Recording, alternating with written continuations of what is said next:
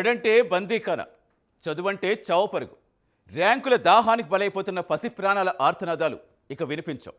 Corporate గడపలో కన్నీటి గాథలకు పులి స్టాప్ పడబోతోంది. విద్యార్థులను యంత్రాలుగా మార్చే విద్యా ఫ్యాక్టరీలపై సర్జికల్ స్ట్రైక్ మొదలైపోయింది. ఇన్నాళ్ళు ఒక లెక్క, ఇకపై ఇంకో లెక్క. విద్యార్థుల మధ్య అంతరాలు సృష్టిస్తూ టాపర్స్ బ్యాచ్ అంటూ గ్రేడింగ్ చేస్తే ఇక జైలు ఓచలు లెక్క పెట్టాల్సిందే.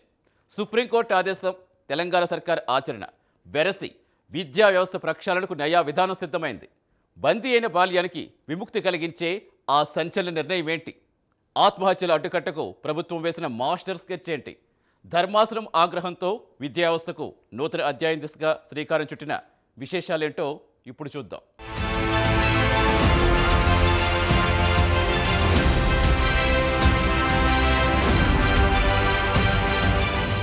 దేశంలో కోట్లాది మంది విద్యార్థుల ఆర్తనాదాలు ఢిల్లీలోని దేశ సర్వోన్నత న్యాయస్థానాన్ని కదిలించాయి. నేటి బాలురే రేపటి పౌరులు అనే నానుణ్ణి కార్పొరేట్ విద్యాసంస్థలు పాతరేశాయని, విద్యార్థులను మార్కుల యంత్రాలుగా మార్చేశాయని సుప్రీంకోర్టు తీవ్ర ఆవేదన వ్యక్తం చేసింది. ఓల్డ్ ఈజ్ గోల్డ్ అని ఒప్పుకోవాల్సిందే అని, పాత రోజుల్లోని ఆరోగ్యకరమైన విద్యా వాతావరణమే నేటి తక్షణ అవసరమని ధర్మాసనం విస్పష్టంగా తేల్చి చెప్పింది. విద్యా వ్యవస్థల కళ్లు తెరిపించేలా, విద్యార్థుల మానసిక ఆరోగ్యాన్ని కాపాడేలా ఒక బలమైన చట్టాన్ని తీసుకురావాలని ఆదేశించింది. ఇది కేవలం ఒక తీర్పు కాదు, దశాబ్దాలుగా నలిగిపోతున్న భారతీయ విద్యా వ్యవస్థపై సుప్రీంకోర్టు సంధించిన ఒక బాణం. ఈ ఆదేశాలే ఇప్పుడు ఒక పెనుమార్పుకు నాంది పలికాయి. విద్యా వ్యవస్థను ప్రక్షాళన చేసేందుకు ప్రభుత్వాలు కదిలాయి. ఆ సంస్కరణల పర్వమే ఇప్పుడు తెలంగాణలో మొదలైంది.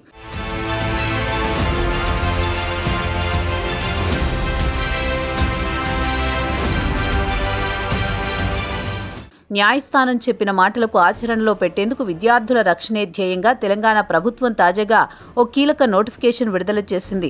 సర్కారు బడుల నుండి కార్పొరేట్ సామ్రాజ్యాల వరకు, కాలేజీల నుండి కోచింగ్ సెంటర్ల వరకు, హాస్టళ్ల నుంచి రెసిడెన్షియల్ అకాడమీల వరకు ప్రతి విద్యాసంస్థ ఒక కొత్త నిబంధనలను పాటించాల్సిందే అని రాష్ట్ర ప్రభుత్వం స్పష్టం చేసింది.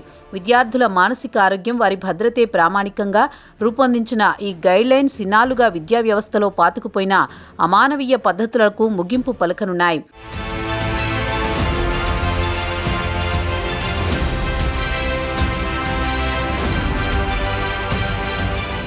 ప్రభుత్వం తీసుకున్న నిర్ణయాల్లో అత్యంత కీలకమైనది విద్యార్థుల మధ్య అంతరాలు సృష్టించే సెక్షన్ల దందాపై ఉక్కుపాదం మోపడం. ఇన్నాళ్లు కార్పొరేట్ కాలేజీల్లో టాపర్స్ బ్యాచ్ అంటూ కొందరిని నెత్తిన పెట్టుకోవడం, మార్కులు తక్కువ వచ్చిన వారిని డల్ బ్యాచ్ అంటూ పక్కన పడేయడం ఒక పరిపాటిగా మారింది. కానీ సుప్రీం తీర్పు స్ఫూర్తితో తెలంగాణ ప్రభుత్వం ఈ విధానాన్ని నేరంగా పరిగణించింది. ఇకపై విద్యార్థులను మార్కుల ఆధారంగా వేరు చేసి చూపడం, వారిని అవమానించడం, వెనుకబడ్డారని వేరే సెక్షన్లకు మార్చడం లాంటివి చేస్తే క్రిమినల్ చర్యలు తప్పవు. ఒక తరగతిలో కూర్చున్న పిల్లల మధ్య మేధస్సు పేరుతో గోడలు కట్టడాన్ని ప్రభుత్వం పూర్తిగా నిషేధించింది. టార్గెట్లు రీచ్ కాలేదని విద్యార్థులను అందరి ముందు దోషులుగా నిలబెట్టే సంస్కృతికి ఇకపై కాలం చెల్లినట్లే.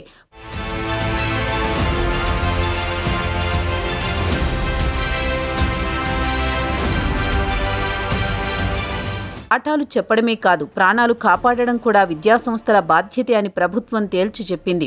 ఈ క్రమంలోనే ప్రతి విద్యాసంస్థ తప్పనిసరిగా ఒక మానసిక ఆరోగ్య పాలసీని రూపొందించుకోవాలని ఆదేశించింది. కేంద్ర ప్రభుత్వ మనోదర్పణ్, నేషనల్ సూసైడ్ ప్రివెన్షన్ పథకాల సూచనలను పాటిస్తూ ప్రతి కాలేజీ సొంతంగా ఒక పాలసీ తయారు చేసుకోవాలి. ఇది నామమాత్రంగా ఉంటే కుదరదు. ప్రతి సంవత్సరం దీన్ని సమీక్షించి అప్డేట్ చేయాలి. ఈ పాలసీ వివరాలను సంస్థ వెబ్సైట్లో, నోటీసు బోర్డుల్లో విద్యార్థులకు, తల్లిదండ్రులకు కనిపించేలా ప్రదర్శించాలి. నియమాలు ఉల్లంఘిస్తే విద్యాసంస్థ గుర్తింపు రద్దు చేస్తామని ప్రభుత్వం హెచ్చరించింది. అంటే విద్యార్థి మానసిక స్థితిని పట్టించుకోని ఏ సంస్థకు ఇకపై రాష్ట్రంలో నడిచే అర్హత లేదని ప్రభుత్వం చెప్పకనే చెప్పింది.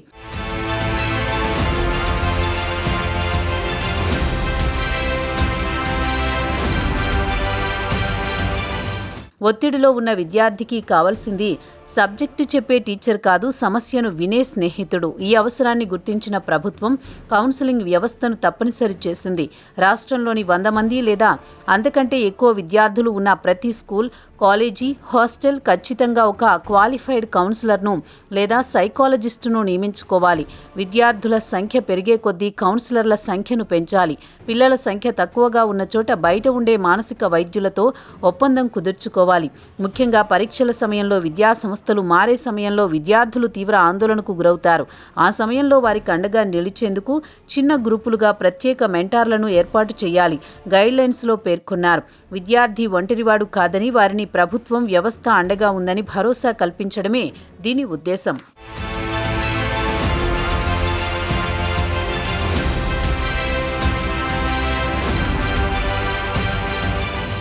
దురదృష్టవశాత్తు విద్యా సంస్థలు ఆత్మహత్యలు పెరిగిపోతున్న నేపథ్యంలో ప్రభుత్వం కఠినమైన భౌతిక మార్పులకు ఆదేశించింది. చదువుకోవలసిన గదులే మృత్యుకూపాలుగా మారకూడదనే ఉద్దేశంతో హాస్టళ్లు, విద్యాసంస్థల్లోని సీలింగ్ ఫ్యాన్లను ట్యాంపర్ ప్రూఫ్ ఏర్పాటు చేయాలని సూచించింది. క్షణికావేశంలో విద్యార్థులు అఘాయిత్యాలకు పాల్పడకుండా, మేడపైకి, బాల్కనీల్లోకి వెళ్లకుండా ఎత్తైన గేట్లు, గ్రిల్స్ ఏర్పాటు చేయాలని స్పష్టం చేసింది. అలాగే హాస్టల్ వార్డెన్లు పిల్లలతో కఠినంగా కాకుండా స్నేహపూర్వకంగా మెలగాలి. టీచర్లు, వార్డెన్లకు ఏడాదికి 2 సార్లు పిల్లల సైకాలజీపై, ప్రథమ చికిత్సపై శిక్షణ ఇప్పించాలి. ఎవరైనా విద్యార్థి డిప్రెషన్లో ఉంటే వెంటనే గుర్తించేలా సిబ్బందిని తయారు చేయాలి.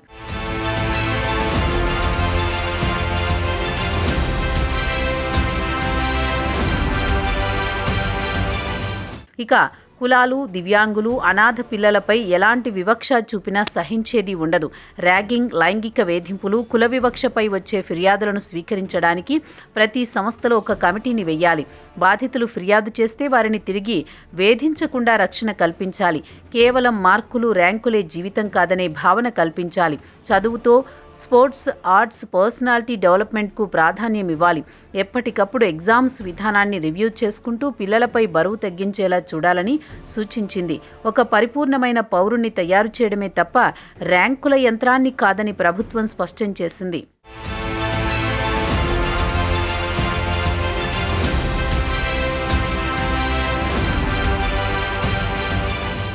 హైదరాబాద్ వంటి నగరాల్లో కిక్కిరిసిపోయిన కోచింగ్ సెంటర్లపైన ప్రభుత్వం ప్రత్యేక దృష్టి సారించింది. పోటీ పరీక్షల కోసం వచ్చే విద్యార్థుల ఒత్తిడిని తగ్గించేందుకు నిరంతరం కౌన్సిలింగ్ ఇవ్వాలని, అకాడమిక్ ప్లానింగ్లో మార్పులు చేయాలని ఆదేశించింది. తల్లిదండ్రులకు, పిల్లలకు రెగ్యులర్గా కెరియర్ కౌన్సిలింగ్ ఇచ్చి డాక్టర్, ఇంజనీరింగ్ మాత్రమే కాకుండా ఇతర అవకాశాలను వివరించాలి. ఈ నిబంధనలన్నీ సక్రమంగా అమలవుతున్నాయో లేదో చూసేందుకు ప్రతి జిల్లాలో కలెక్టర్ నేతృత్వంలో ఒక మానిటరింగ్ కమిటీ ఉంటుంది.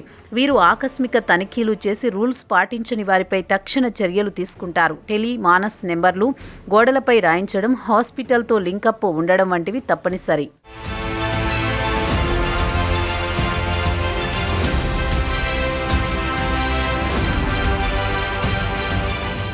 చట్టాలు మారాయి, మరి మన మనసులు మారతాయా?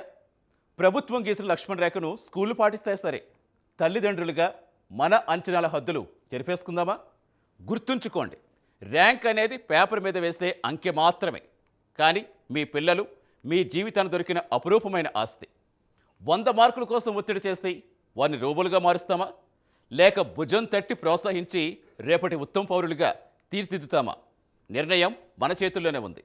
పుస్తకాల బరువు దించేద్దాం, పిల్లల గుండెల్లో ధైర్యం నింపుదాం. ఎందుకంటే మనకు కావలసింది గెలిచే యంత్రాలు కాదు, బతికే మనుషులు.